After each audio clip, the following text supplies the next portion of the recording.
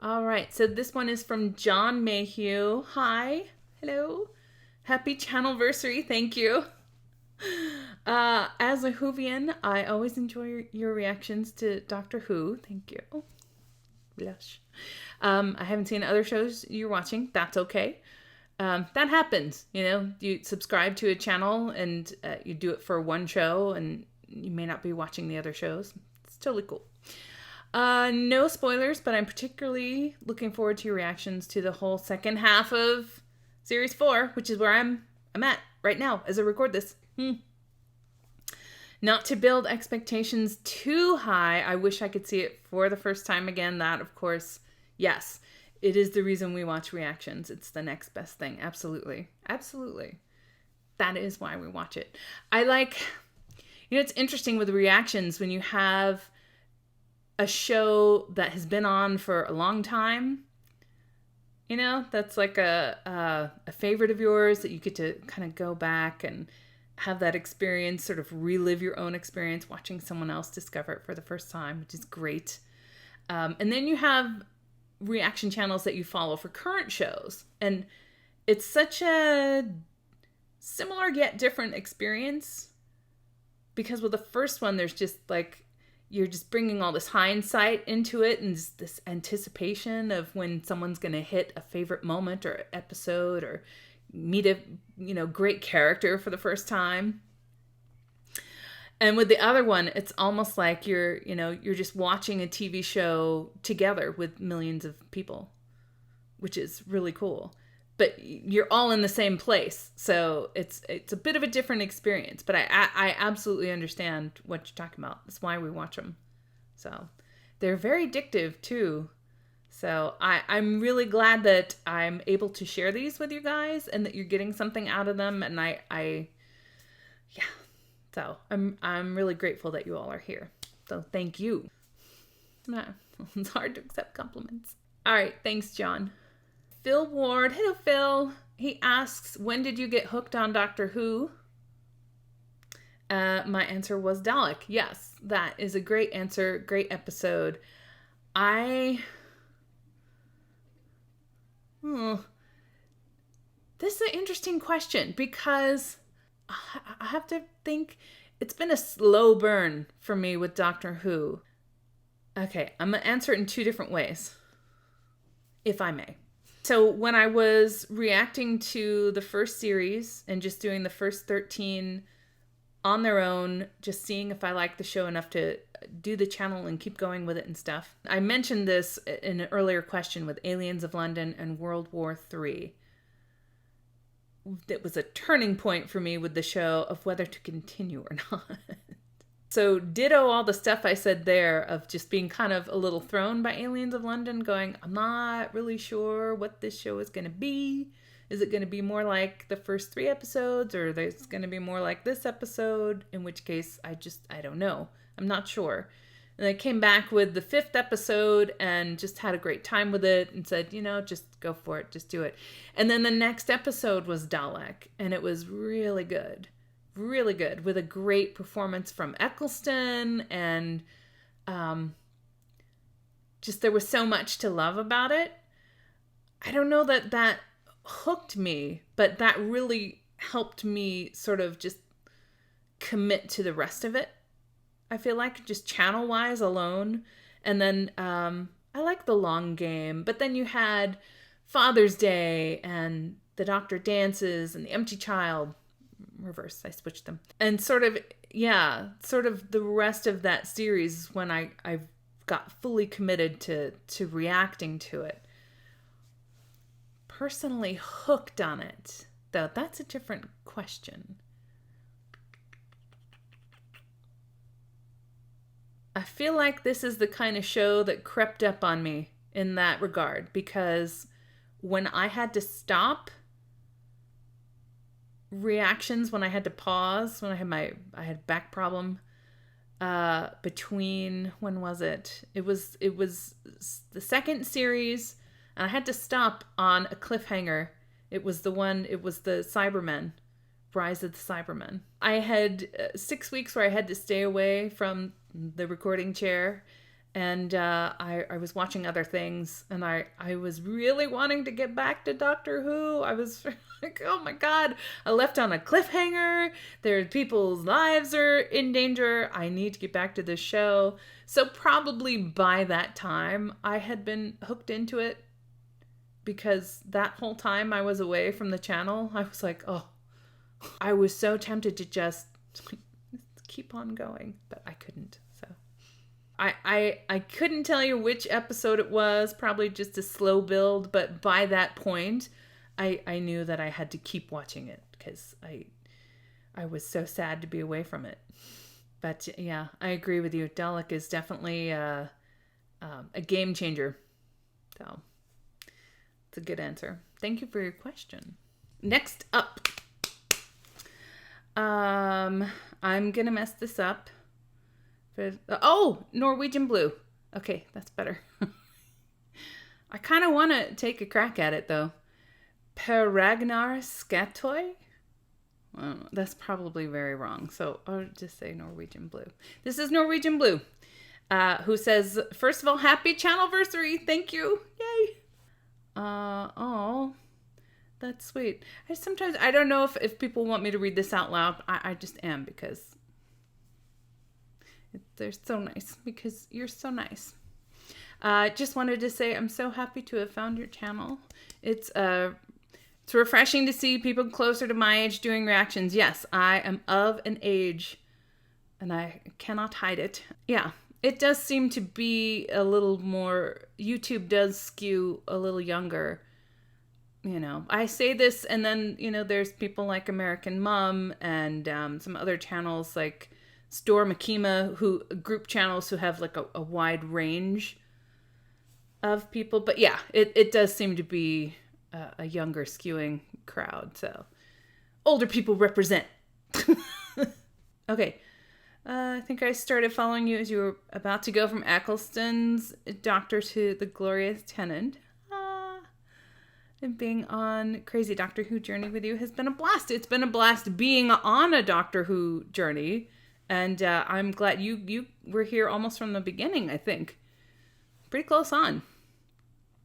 So thank you. So my question is, if you had a TARDIS and could go anywhere in time and space, where would you go? My answer would be to travel far across the universe to see all the different aliens out there, assuming there are some. Yes. I think I would join you on that trip. And there was an earlier question about where I would go, what historical time, figure, or event. And there are so many of those that would be really tempting to see. But I think more than anything, I would be really tempted to see what another world would look like. Even if there weren't real life forms there, if you had a TARDIS and you had the atmosphere protection, just to land somewhere and actually just see what life on, just what that planet would be like. I mean, of course I would want to see some aliens too. Hopefully there would be some friendly, non-people eating aliens. Yeah, I'd be with you on the trip. I would love to do that. When I was a kid, I wanted to be either a veterinarian or an astronaut, which is not really a thing often for, little girls, I think. In that time, we just weren't encouraged for that. And then I grew up and discovered you really have to be good at math in order to be an astronaut. I'm not with the math. So that was out, but I still like thinking about that. What would life be like on another planet? We can't be alone here, right? So I'm with you. Thank you. Henry in NorCal. Hi. SoCal girl here. Happy Channelversary. Thank you. I'm really enjoying your Who reaction. Thank you. And perspective. That wonderful laugh. I'm blushing. Especially from an adult, as many current reactors are very young. Yes, we just talked about this. You are correct. It is. That's a real thing.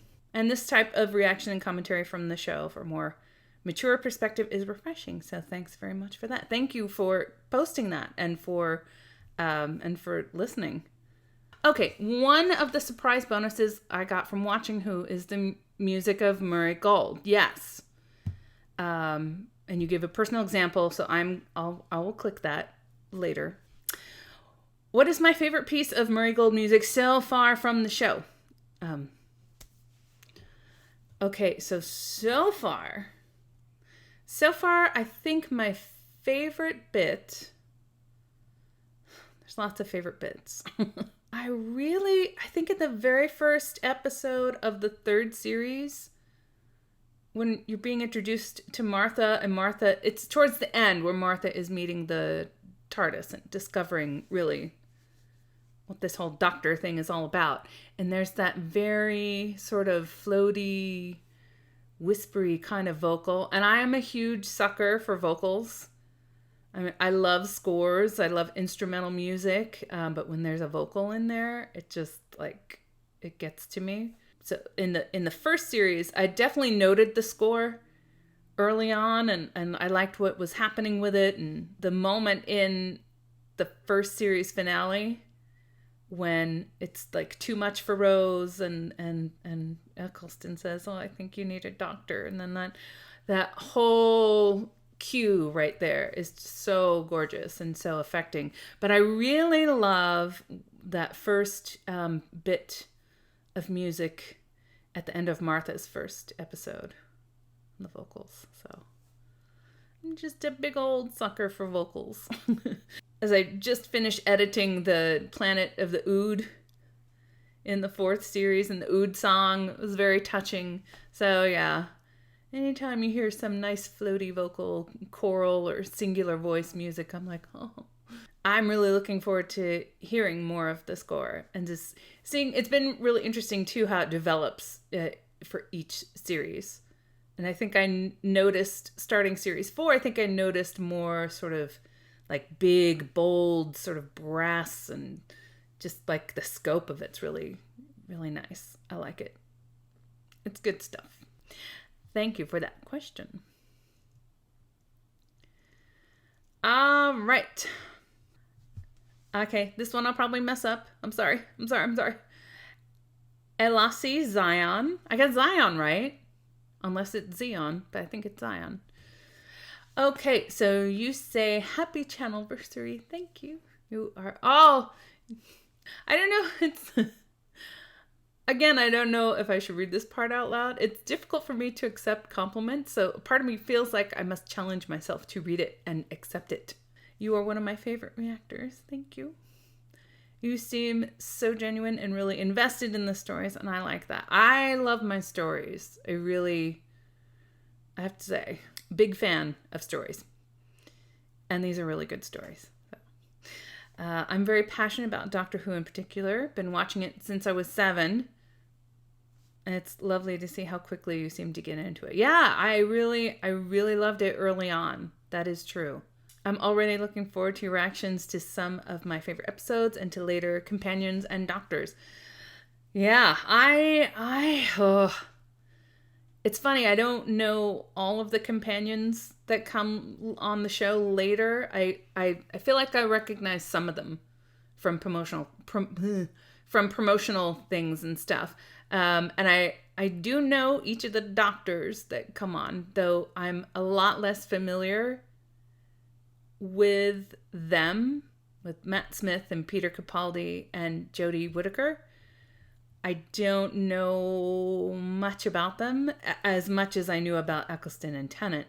So I feel like these first 2 doctors have been a little easier for me to get attached to.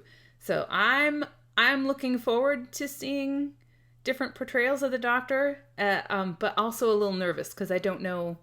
I just don't know how I'll react. It's one of the nerve-wracking things about reacting too. You don't know if you're gonna like it or not like it, or how you're gonna, it just. And that's sort of what's fun about it too. Is just the non-predictability.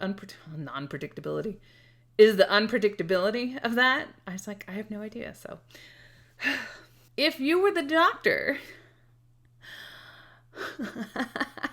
what would you want your costume and TARDIS to look like? Oh, that is a good If you can't think of anything specific, it can be something just like colorful and quirky. Ooh, Victorian Gothic. Cozy, full of souvenirs. Oh, that might be full of souvenirs you, the doctor, have picked up on your travels. That I do. I kind of don't like a whole lot of knickknacks lying around, but I do like to have mementos from places that I've been and things that I love. The costume and TARDIS. I feel like I would let the TARDIS be. I would let the TARDIS be what she is. I always love the idea that she's a biomechanical, I don't know, a biological creature. And so I think I would just let her be whatever she wants to be. I might bring in some more like comfortable chairs, sofas, but if you're in a TARDIS, you're probably not going to be hanging out in the TARDIS too much. You're going to be out and about. Although I do wonder where they sleep and what their rooms look like and stuff like that. I don't know if that ever is a thing, because that's obviously less interesting than going someplace. So the costume, I don't know. I'm a super practical. I mean, I am not one with the hair and the, like, you guys are all lucky you're just getting this bare minimum. I am a low maintenance chick. In the clothes, I'm not a clothes fashionista of any kind. Although I do like dressing for an occasion. So I think I would be really taking advantage of the TARDIS wardrobe. I think it would be, ready for any era. The crack that Donna recently made about, like, do you ever change? I, as the doctor, would probably change according to where I was going. But I think if I had to have an iconic look, it would be kind of super practical. And maybe with a little bit of quirky accessories. I don't know that I would go celery quirky. I would definitely have practical shoes. Definitely. I'm not really a high heels person at all. So yeah, it might be a little eclectic, which I guess as a doctor, as a Time Lord, that would be in keeping with the show, I guess, right? Okay, which Doctor Who species would you like to see return? The adipose. It would be great to have one constantly around. I don't know what they look like when they grow up, though. If they didn't get too much larger, I'd kind of like to have an adipose around at all time. And I just saw the Oods return, so. Is there any historical event, person, or era you'd like the Doctor to visit? Ooh. That's a really good question. I mean, here my own cultural bias is showing, but sort of, like the Revolutionary American era, I think would be interesting. It was I liked when he went to the 30s in Manhattan in sort of the Great Depression era. I'm trying to think just globally. I think it would be fun to experience something Arthurian, King Arthur. That sort of setting, I think, would be kind of fun.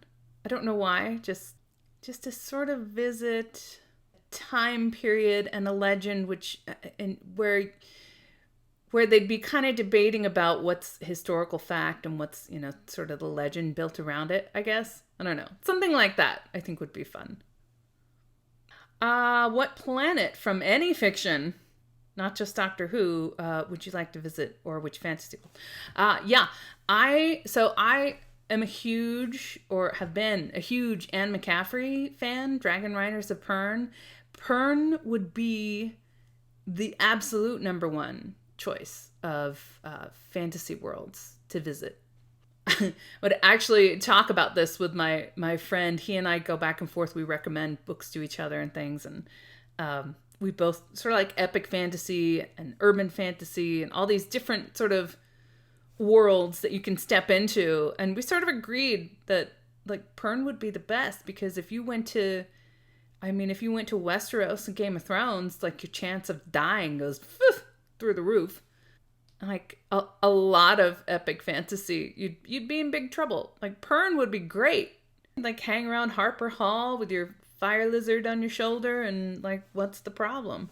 Your worst problem is the natural disaster, the thread. But when I was a kid, though, it was sort of my first experience with fantasy and otherworldly stuff was my mother would read the Chronicles of Narnia to us.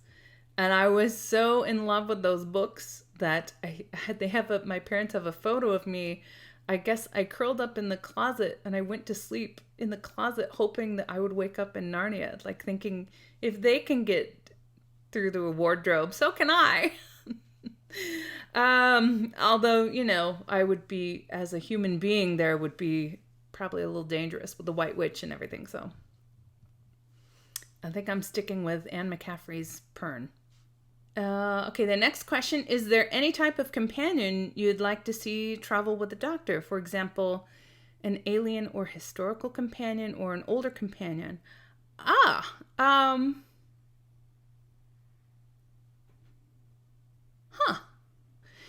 You know, back when they did The Girl in the Fireplace, I thought that would be a really interesting thing to have a historical figure sort of take time out from their non-techie world and step into futuristic situations and be enlightened like that. I would think that someone like Benjamin Franklin or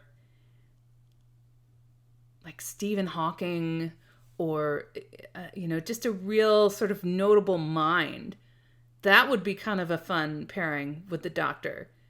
Because I think you'd get a lot of banter, you'd get a lot of, you know, ideas bouncing around. And I think that, you know, someone like a Stephen Hawking or a brilliant mind like a Ben Franklin being exposed to the future and to all these possibilities, that would be, I think, a fun thing to see. I think that would be a good vibe. Or on the flip side, just someone just like completely unsuited to time travel in space and time, like, I don't know, some, you know, like the Big Lebowski. Just like somebody that you just absolutely would not expect, total fish out of water, just going like, what am I doing here? That'd be kind of fun for a little while. It'd probably wear thin after a while. But so I think it would be interesting, someone who had a mind and experience that would really kind of get into it, and then someone who would just be like whoosh, I think would be kind of funny. And then you ask, are you more of a city or countryside person? And whichever it is, what is the one thing that you like about the place? For living my daily life, I am like a just on the fringe of the city person. That's my favorite place to be. I've lived in Manhattan proper before. Like I subletted in Times Square. Oh God.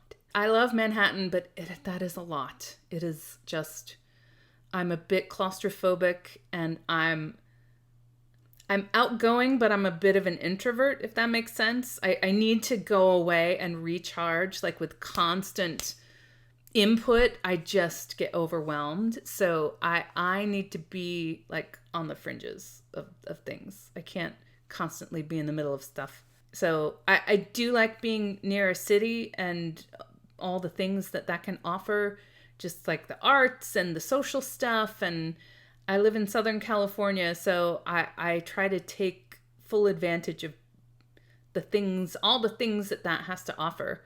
But I don't like constantly being right in the middle of stuff. I'm definitely on the side kind of girl. I do like to visit the countryside. I like nature and just, you know, being able to step back from it all. But I don't want to live there. Just because I think after a while I feel cut off and like I need to be near a larger center of things.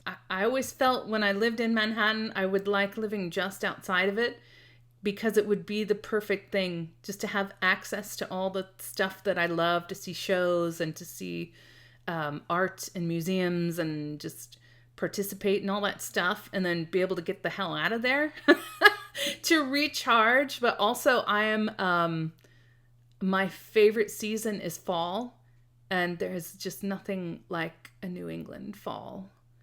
That is one thing about, I mean, people talk about Southern California weather being great, and it can be, but there's also, it's like there's sunshine and then there's some rain. That's it. I like the seasons. I really desperately miss East Coast falls. Maybe someday. Who knows? If you had to dress as a punk, a goth, or a hippie for a year, which would it be? It would be a hippie. It would be a hippie because that's comfortable. I'm just so low maintenance. I just think that, just some loose, baggy clothing. And I mean, I guess there are people who would sort of, do with the peace signs and the scarves. Like, you could sort of goose up a hippie outfit. But I mean, to me, it just says like, hey man, relaxation. No problem. I feel like I wear a lot of dark clothing, so I might naturally be predisposed to dressing like a goth. But to me, that also implies like doing the whole hair and makeup and jewelry and like, but maybe there's a low maintenance goth. Yeah? I don't know. I think it would be fun to dress as a punk, but I would feel like a total poser because punks are kind of tough and cool, and I'm neither of those things. I'm just goofy and weird. So I would feel more at home in the guise of being a goth person or being a hippie person. Probably more hippie. I like that question. What is one everyday thing you wish the world was better at? By everyday, I mean not massive stuff like stopping wars or ending poverty. But things we can each do better in our everyday lives. Oh, that's a really good question. For me, I feel like it would be, it's a toss-up. Because one is convenient to me and one is not. I feel like maybe we should all work at having more empathy. I don't know that empathy is something that is inherent or taught, or because far more than generosity or sympathy, empathy is just the ability to understand someone's problems and really see where they're coming from. I actually think an everyday empathy would go a long way to stopping the massive stuff or helping to prevent it or mitigating it or something. Also, I think like the majority of any of my pet peeves comes from people just not like having blinders on and not being aware of other people. Basic consideration. And not everyone's inconsiderate, but I just take each other into account. Maybe we just all get along a little better. I don't know. So yeah, thank you for those questions. Okay, so Malcolm Price asks, what are your favorite type of Doctor Who episodes?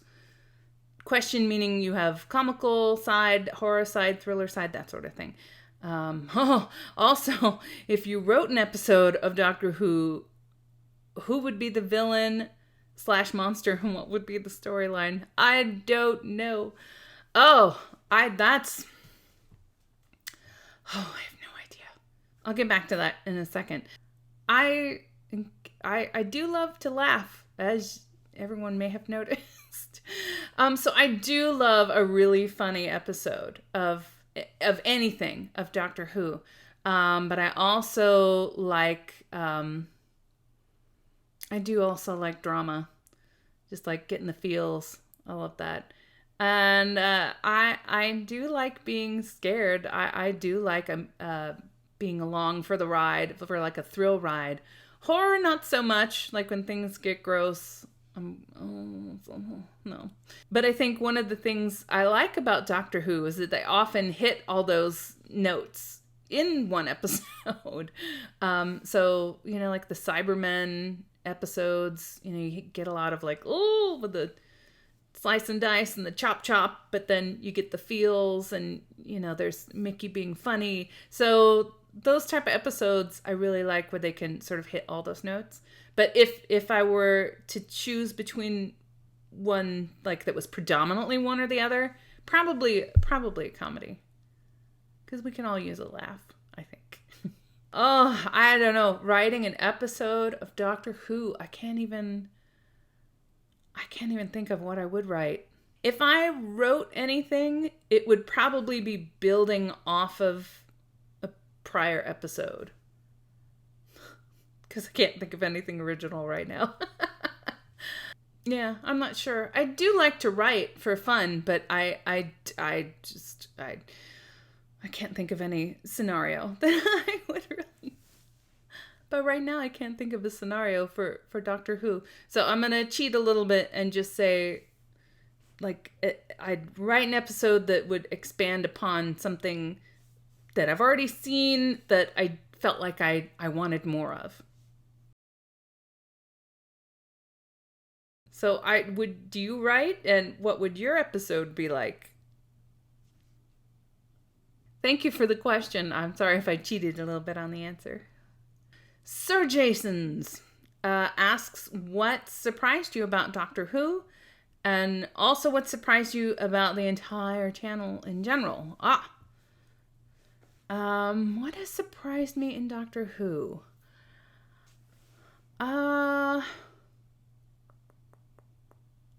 I think probably something that shouldn't have been a surprise, since I have been exposed to promotional materials and stuff like that,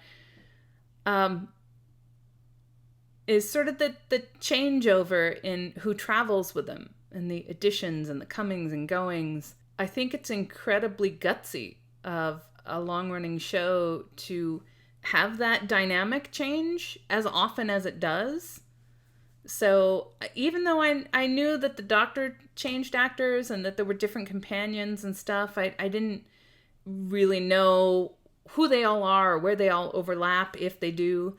I think that is one of the things that surprised me the most, particularly when they have that opportunity to do it with the Christmas specials and have, a one-time person like a Kylie Minogue, or before this series, a Donna, who was just a one-person special until, of course, she wasn't. Because, as viewers drawn to a show, we get attached to characters. And I think to have the guts to have them come and go, I do like this pattern of people coming back and guest starring and things like that. I think that helps. But yeah, I think I've been really surprised at that. Because you take a really big risk at not connecting with certain people. And, there's certain people in the comments who are like, I didn't like Donna at all, or I loved Rose and I didn't like Martha, or, so I think it shows a great faith in the writing of the show and a great faith in the character of the Doctor, that regardless of who is with him or who he's being played by, that people will still watch the adventures. So I think that's very brave. And I like that. About the entire channel in general, I gotta say,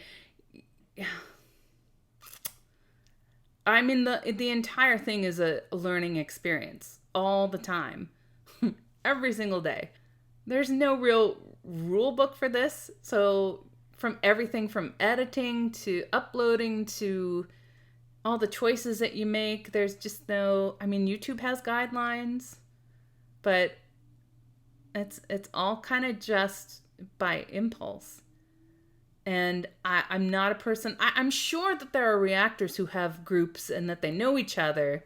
And you can see, if you follow a whole bunch of reactors, that they do get to know each other and they chat and they overlap and they guest star on each other's channels and stuff. But I'm a tiny little channel. I don't know anybody. So I'm kind of out here all on my own. I always wish there was like something like the Reactor's Handbook or the Guidebook. Here's what you do. But you just figure it all out yourself and learn along the way. That's always, I think, key, is just to come at it with an open mind and just think, what can I do better? What's working? What's not working? Content, I thought that I might be reacting to more trailers and things. As it turns out, I'm not. The reactions that I do for trailers generally aren't very dynamic. I record them and then I don't post them because they're not, they're just kind of, I post the ones that turn out okay. I don't post reactions to trailers that they're boring reactions. I think I react more to an ongoing story rather than like the hype of a trailer. And it's weird because I love trailers. I love previews at the movies. Like people, you're in your 10th trailer and people are all getting antsy, like, come on, let's see the movie. And I'm like, oh no, there's another trailer. I used to want to edit trailers. I would do like fan edits of trailers. But I thought I would be reacting to more things like that, and I'm not. Because they're not interesting. I mean, not that the trailer is not interesting. My reactions to them are not that interesting. Of course, if they turn out to be interesting, I post them. So yeah. And I expect there to be continual surprises. It's always an adventure. All right, so AWOL1701 says, happy anniversary. Thank you. Have you got hooked on any other UK shows? Yes, I have. If yes, what were the shows? P.S. I love your reactions, especially Doctor Who. Thank you. I loved Being Human. So good. So much so that I could never truly get into the American version of the show. And I don't really say whether that's a good or bad show. I can't judge it. I love the UK version so much. It's just, that's what it is. And I loved Sherlock. I had heard about, I came into Sherlock in the 3rd series, so late into it. I was a huge Martin Freeman fan, still am. So I started watching for him, and people were telling me, oh, it's so good, you have to watch it. I'm like, okay, I'll watch it. I'm not a big murder mystery or mysteries of any kind, so that's probably why I didn't start with it. But I love Martin Freeman, and I wanted to see him. And I watched the show, and I ended up getting totally Cumberbatched. I had it just it was a crush. I would venture it bordered on obsession. I was like, Cumberbatch. It's over.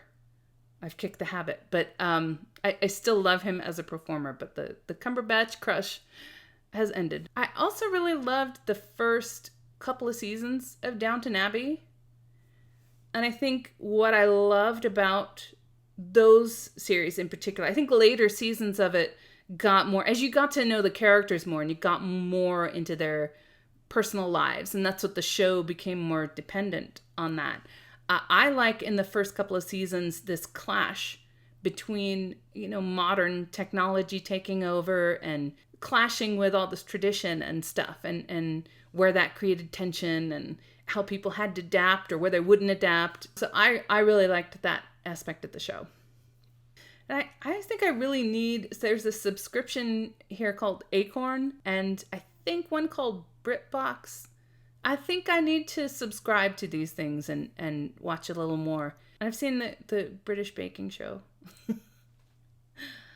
But yeah, as far as like really getting hooked, I would say Being Human and Sherlock. All right, Robert Brown also would like to know my name, and I have said it. So, yeah, it's not too personal. Just don't make me say it again. Also, do you have a family? Your house always seems so quiet and peaceful. It's hard to imagine anyone else living there. I sequester myself in this room. I do not have children, so I don't have anybody bugging me as far as that goes. That sounds so mean. I don't have any little ones running around, so that makes it seem quiet, I think. When I started the channel, I had 2 cats, and now I have 1. They did not like me shutting this door, so particularly at night. Like, I record in the late afternoon, generally. There have been times, particularly with Game of Thrones, that I had to record in the evening, and they did not like that door being closed, so it had to stay open. But yeah, there are people living here, just not the tiny, louder people. I have nieces, I can say that. All right, Who-related questions. Oh, what's the best and worst thing about Doctor Who? Oh, God.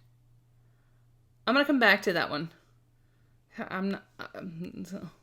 My brain is going to shut down trying to think of the answer.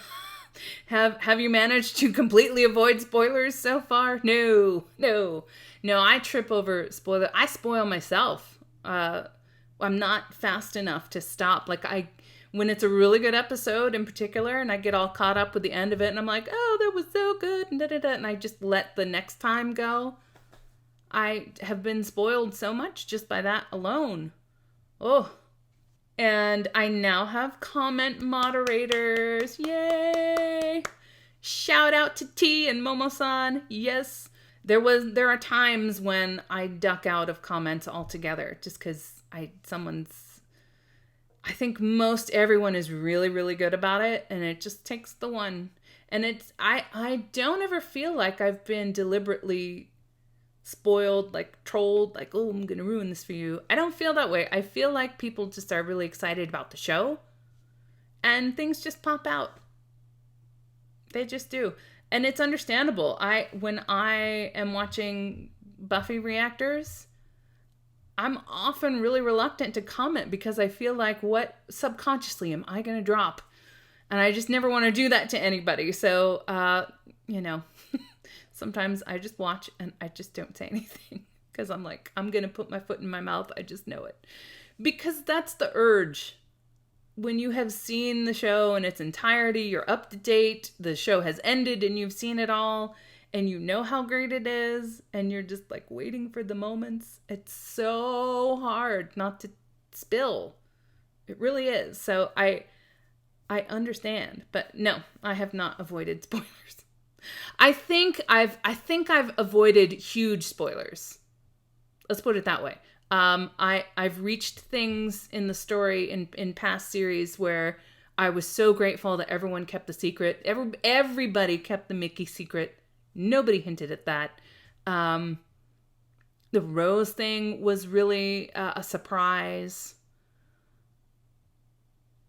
Just lots of the big twists have not been spoiled for me. I say spoilers, little things like people telling me after The Runaway Bride that Donna was coming back and things like that. Which, don't ruin it, but, just the less I know, the better. But do you know anything about classic Doctor Who? I somewhat. I do. If you ever intend to watch it, I'd advise dipping into the best stories of each Doctor in order. Yes. See if you want to go further. They have. He says, I'm sure your subscribers would provide the recommendations. There have been a number of really lovely people who, in addition to just suggesting individual sort of episodes as we go along, there was Ian and 45 and Thomas and you know who you are. I want to give you all shout outs. But I have a pretty comprehensive list of recommendations for things. So eventually, it's always a question of just time and availability. It's funny, once you start reacting, I think I said earlier, you kind of want to react to everything. Like it's habit forming. it's addicting. But hopefully, one of these days, I can slip in some classic Who reactions. Because I really would like to. So yes, maybe you could do the occasional special video. Absolutely. Oh, so your favorite classic Doctor is Patrick Troughton? Yes, people do often cite Tom Baker as being the best. So, okay, all right, I see. Thank you. always, when people recommend Classic Who to me, I always notate it on my little spreadsheet because I'm that type of person. So thank you for that. Clear Key 123. Nice. Asks, oh no, what is your favorite movie? Oh no. Do you go to the movies often? Oh, thank you. It says you're doing a great job. Keep doing what you're doing. You're awesome. Thank you. I get so embarrassed. I'm sorry. I wish I could take compliments better. I suck. But thank you sincerely for that. I don't go to the movies as often as I used to. I actually, little backstory, one of my first jobs, official jobs, was working at a movie theater. And that was one of the best jobs ever. Free movies, free popcorn, bring your own cup and free soda. Everything free. And you could watch any movie you felt like it as many times as you felt like it. That was a great job. I really like what they're doing nowadays with sort of the theater conversions, with the reclining chairs and just the assigned seats were a huge thing. I used to live a lot closer to Los Angeles proper, and I loved going into the ArcLight, the Cinerama Dome. And this was sort of as the trend to assigned seating was really getting going. That was like the premium movie viewing experience. It was so great. I can't pick a favorite movie. I really can't. I can try. Okay, here's the compromise. I can try by genre. That's still going to be like 10 each. You asked for it. All right. So obviously, I'm a big old nerd. So the Star Wars movies are on the list. Of the Star Wars movies, my favorite is Empire. I do love the Harry Potter movies as adaptations. Of course, I love the books more. Favorite movie of the Harry Potter series is probably 3 and 5. That may change. Lord of the Rings. Favorite is Fellowship. I can't believe I'm trying to choose. This is unprecedented. I haven't moved out of like sci-fi fantasy genre even. I love The Matrix. Absolutely love it. I'm gonna wind up doing like a scroll, like some sort of scroll over here of like what my favorite movies are, because I'm terrible at this. I'm terrible at choosing. So some of my favorite dramas, one of my all-time favorites is Seven with Morgan Freeman and Brad Pitt. Comedies, I love the Christopher Guest mockumentaries. I love Best in Show. I also love early Coen brothers, like Raising Arizona and The Big Lebowski. I mean, Coen brothers, they've gotten sort of more on the dramatic side as of late. But few things are funnier in this life than Raising Arizona. Yeah, well, that's just like your opinion, man. And you gotta throw in some Mel Brooks and some Zucker brothers, because who doesn't love Airplane and Young Frankenstein? Frankenstein. I'm not huge on romantic comedies. They kind of have to rise above sort of the trappings of the genre. Like I'm a hard pass on Sleepless in Seattle. Things like that. A big yes on When Harry Met Sally. And even when they're formulaic, if the performers are worth it, it's enjoyable. I'm thinking, like The Proposal, Ryan Reynolds and Sandra Bullock. Like everything about that movie is so like formulaic, and yet it's so much fun. Particularly the end credits with Ramon. Are they soulmates? Will they kill each other? No.